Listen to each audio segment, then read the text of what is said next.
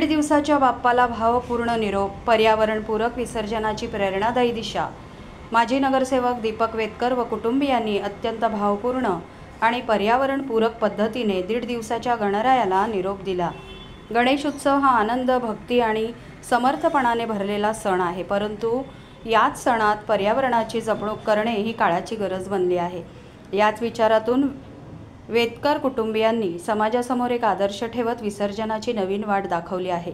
त्यांच्या सोसायटीच्या आवारातच विशेष फुलांनी सजवलेला हौद तयार करण्यात आला होता। हा हौद फक्त एक विसर्जन स्थळ नव्हता, तर एक पवित्र आणि पर्यावरण स्नेही प्रतीक बनला। विसर्जन सोहळ्याच्या वेळी परिसर भक्तिरसात न्हालेला होता।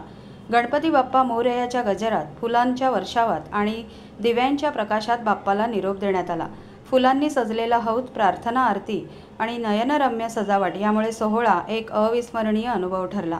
विशेष म्हणजे बाप्पाचं विसर्जन केल्यानंतर त्या मातीत आणि पाण्याचा वापर परिसरातील झाडांना घालवण्यासाठी केला जाणार असल्याचं श्रेया वेतकर यांनी सांगितलं।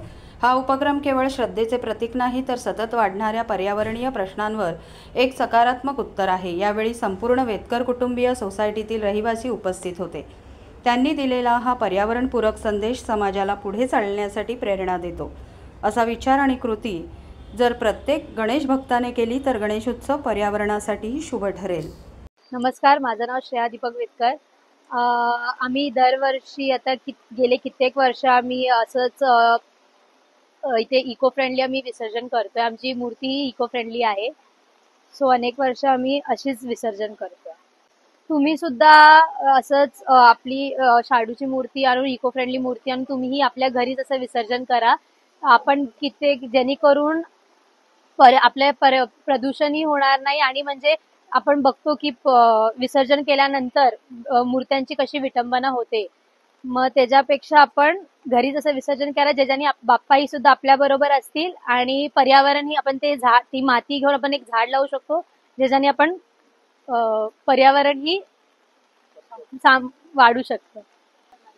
लोकांना मी एवढंच आवाहन करेन की तुम्ही सुद्धा अशी पर्यावरणपूरक गणेश विसर्जन करा।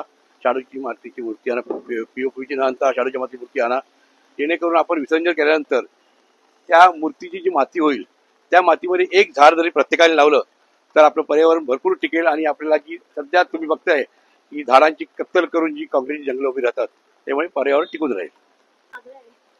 आपल्याकडे एवढंच मागणं असेल की संपूर्ण जगाला सुखी ठेवू।